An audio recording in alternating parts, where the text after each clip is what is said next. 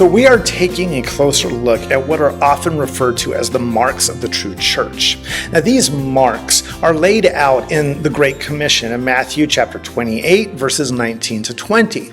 And then they include preaching the gospel, regularly practicing the sacraments of communion and baptism, and exercising church discipline. This video takes a look at that third mark, the mark of church discipline. And the first thing that I want to do is I want to address some very unhelpful assumptions about what exactly church discipline is. For understandable reasons, the word discipline often brings up all sorts of negative associations. Right or wrong, most people equate discipline with punishment, and so anytime someone might start talking about church discipline, what people tend to hear or will often hear is church punishment.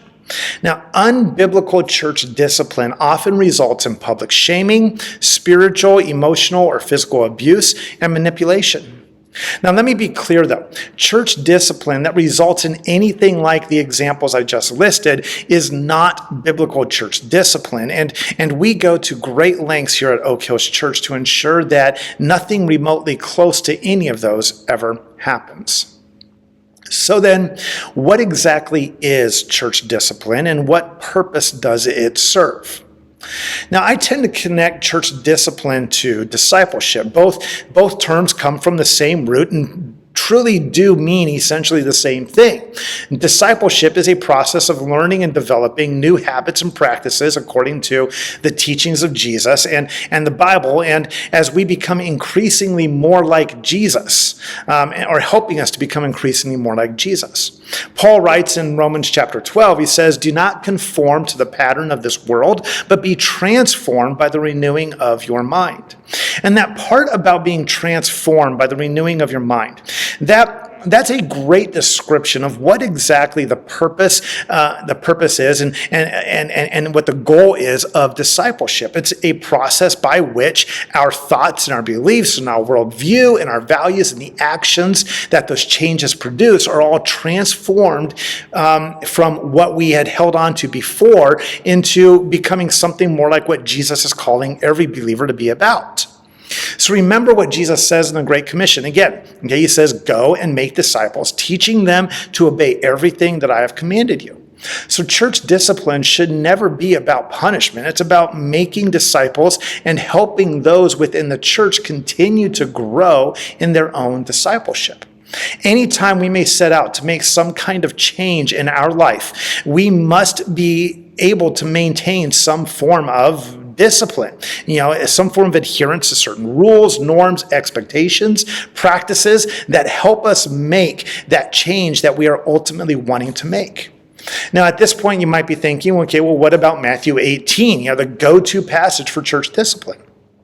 Well, here's what Matthew 18, verses 15 to 17 say. It says, "If your brother or sister sins, go and point out their fault just between the two of you. And if they listen to you, you have won them over. But if they will not listen, take one or two others along so that every matter may be established by the testimony of 2 or 3 witnesses.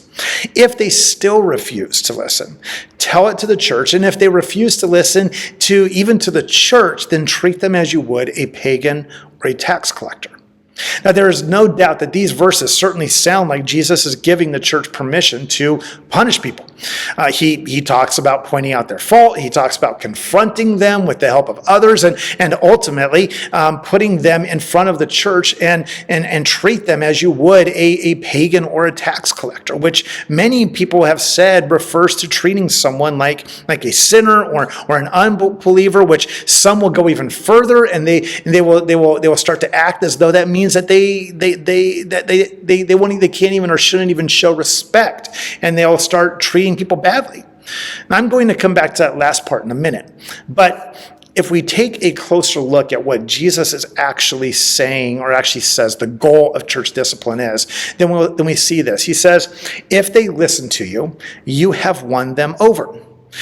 In other words, Jesus is not telling us to be constantly on the lookout for people who are sinning so that we can punish them or confront them. He's saying that when someone sins or otherwise acts in a way that is contrary to what he expects of his disciples, then we confront them for the purposes of winning them over, confront them for the purpose of leading them and walking with them and bringing them back to a place of confession, repentance, and ultimately reconciliation and restoration.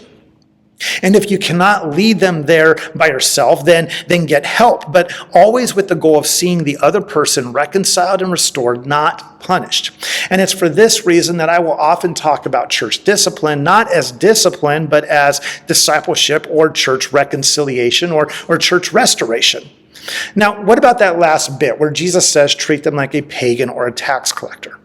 Well, if the ultimate goal is for disciples of Jesus to learn to live and act and be like Jesus, then we have to ask, how did Jesus treat pagans and tax collectors?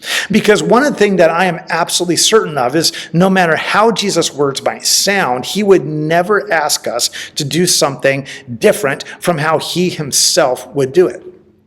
Well, Matthew himself was a tax collector. And Matthew wasn't looking for Jesus, but Jesus sought him out and invited Matthew to follow him. Also, Zacchaeus. In Luke chapter 19, Jesus invited himself over to Zacchaeus' house where he was criticized for hanging out with a sinner. At the end of that scene with Zacchaeus, Jesus then declares that salvation has come to Zacchaeus. Looking through the Gospels, Jesus is repeatedly criticized for talking to and hanging out with and showing compassion toward pagans and tax collectors. Now, the people in the Gospels who avoided and condemned pagans and tax collectors, those were the Pharisees. Now, I have no explanation for how or why the concept of church discipline has come to mean church punishment, but what I do know is that the example that Jesus left for us is to love and preach the gospel to pagans and tax collectors and anyone who remains consistently unrepentant of a particular sin that they have been confronted about. Biblical church discipline is not about condemnation. It is about preaching the gospel and grace and forgiveness and reconciliation and ultimately restoration of a relationship. So how do we do this then? Every relationship will experience conflict. And as humans, we all have good days, we have bad days, and sometimes we take our bad days out on others. And when we find ourselves in conflict with someone, then how can we go about resolving that conflict and working toward restoring that relationship? Well, the first step to forgiveness and reconciliation is understanding that forgiveness and reconciliation always starts with you.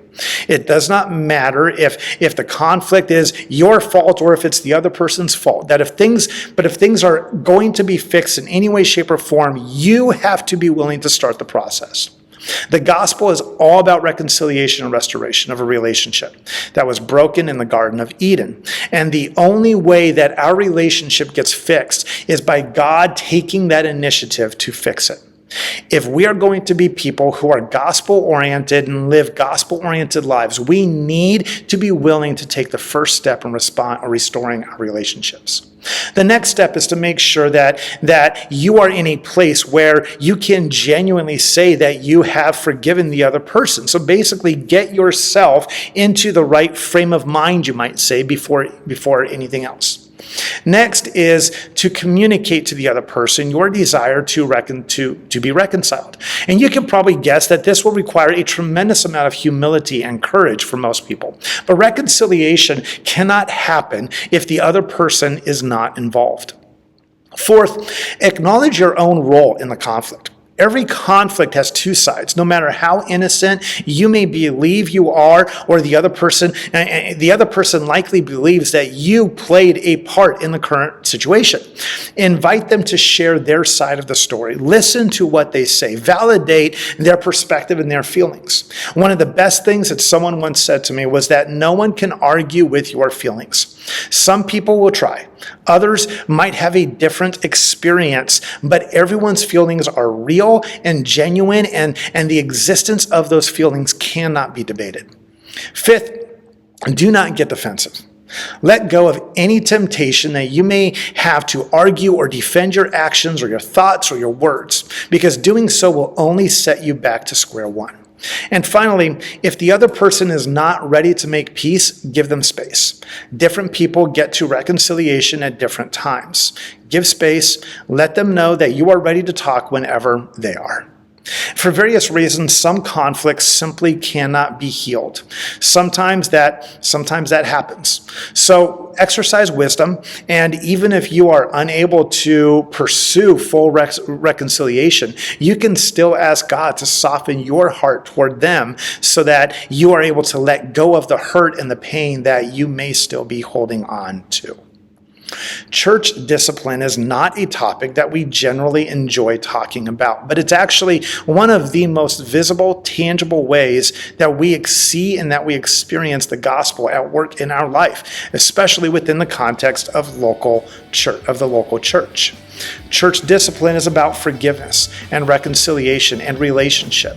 It is not something to run or to hide from, but something to embrace as ultimately good for all of us as we continue to grow and be transformed and become more and more like Jesus.